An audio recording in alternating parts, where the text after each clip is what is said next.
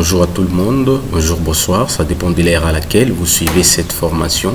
C'est toujours Rodriguez Sabi, votre ami de tous les jours. Aujourd'hui, nous sommes là une fois de plus pour une petite démonstration. Nous allons concevoir une application très courte qui ne va prendre que moins de 10 minutes. Cette application va nous permettre de lire tout ce que l'utilisateur aura saisi à ce niveau-là. Et donc, souvenez-vous, nous allons essayer un tout petit peu de simuler ou d'imiter ce qu'a fait l'objet de vote. C'est-à-dire quoi? C'est-à-dire que à chaque fois qu'on faisait son choix pour un député ou un président, après cela, l'application était à mesure de déclarer au témoin à voter. Et donc, ici aussi, nous allons essayer de faire un truc pareil. Quand on va saisir quelque chose ici, au niveau de zone de texte, et ensuite, lorsqu'on aura cliqué sur les boutons lire, que l'application sera à mesure de lire les contenus de notre chat de saisie ici. Pour l'instant, je peux tester pour que vous puissiez voir que ça ne marche pas. Et ça ne peut marcher que quand on fera de la programmation d'ici. Alors, comme vous pouvez le remarquer, là, je peux réduire. Quand je vais tenter de cliquer ici, on va observer. Voilà, vous n'avez rien écouté. J'ai pu encore revenir pour cliquer plusieurs fois. Vous n'avez rien écouté, tout simplement parce que le bouton n'a pas encore réussi les instructions. Alors, je vais par exemple dire quelque chose ici. Voilà. Une fois fini, je peux maintenant cliquer sur lire. Vous voyez que l'application n'est pas jusqu'à la mesure de lire. Mais désormais, nous allons faire en sorte que quand on va cliquer sur lire, que l'application, la petite application que nous concevons, soit à mesure de lire tout ce que l'utilisateur va saisir à ce niveau. Alors, assez parlé. Alors maintenant dans la pratique, parce que on ne peut que pratiquer, on ne peut que pratiquer, surtout qu'il s'agit de l'école de la pratique. Alors, je suis là pour aller dans les codes et commencer à faire la programmation. Il suffit juste de faire un clic droit et puis vous dites afficher les codes ou tout simplement vous double-cliquez. Ça, je pense que vous le savez déjà aussi mieux que nous. On va double-cliquer très rapidement et du coup, nous allons tomber dans les codes. Je vais quand même zoomer pour que vous ayez la possibilité de bien voir les codes qui sera écrit d'ici. En tout cas, ne vous inquiétez pas parce que je vais zoomer ça comme vous voudrez. Alors, l'élément qui fera parler dans cette programmation s'appelle SAPI. Ok? C'est comme ça que nous allons commencer par faire une déclaration simple. N'oubliez pas, comme il s'agit de la déclaration, on va commencer par BIM. Et puis, cet élément-là, c'est l'élément qui fait parler le narrateur ou la petite robotique ou le robot qui existe dans votre machine. Alors, on va dire SAPI, ça sera de type objet.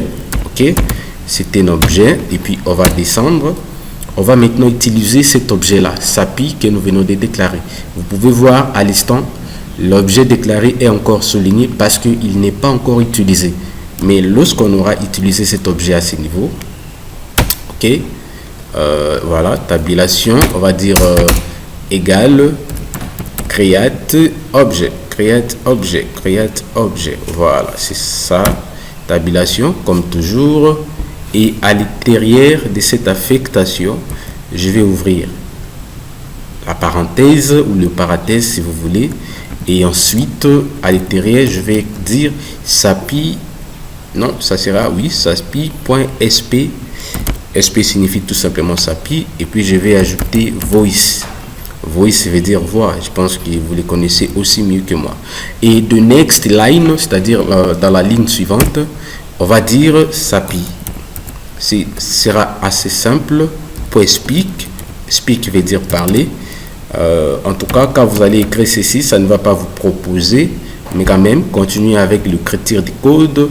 Et quand vous serez à la fin, tout va bien se passer. Là, je vais dire text box 1. Alors, le text box est que je vais mettre à ce niveau-là, ce sera tout simplement les noms de là où on va faire la saisie, c'est-à-dire ici. Quand je viens voir au niveau de la propriété name, vous allez voir que là, cet élément a les noms text box 1. Et je peux gentiment copier ces noms. Je vais gentiment copier ces noms. Je reviens encore dans les codes. Ici, à l'intérieur, je colle texte box 1. Comme c'est un élément du type texte, dans ce cas, je vais ajouter point texte. Et je pense que ce code suffit pour faire parler les contenus de notre zone de texte. Alors, on va démarrer le projet pour essayer et voir la suite de la chose si ça marche parfaitement. On va démarrer et puis on va patienter un tout petit peu. Question, voilà, qu'il s'affiche. Je suis là et je tente d'écrire quelque chose. C'est la même chose que j'avais écrit avant. J'ai dit je suis Rodriguez. Observez très bien, écoutez très bien avec moi. Quand je vais cliquer sur lire, qu'est-ce qui va se passer?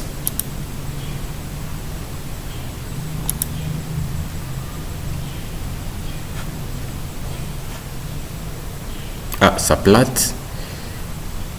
Qu'est-ce qui va se passer? Je suis Rodriguez. Ah, ok, ça peut parler Je maintenant. suis Rodriguez. Voilà, encore. Je suis Rodriguez. Je pense que vous avez écouté, n'est-ce pas? Je peux même changer ici. Je peux par exemple dire je suis celui qui devrait venir. Qui devrait venir. Et cette fois-là aussi, cette fois-ci, quand je vais cliquer ici, écoutez ce qui va se passer. Je suis celui qui devrait venir. Ah, voilà. Et c'est-à-dire que tout ce que vous allez écrire ici, en tout cas, ça va se lire sans problème. Imaginez que vous ayez écrit du texte très long, mais l'application sera toujours à mesure de lire ces textes-là. Peu importe sa longueur, peu importe sa largeur, en tout cas, tout va se lire comme dans un film. Je pense que ça sera tout et que cette vidéo vous aura sans doute aidé. Je ne voudrais pas qu'elle devienne assez longue parce que les vidéos longues sont souvent ennuyantes. Je m'arrête là et à très bientôt. Portez-vous bien. N'oubliez pas de vous abonner à notre chaîne Rodriguez et Sabi.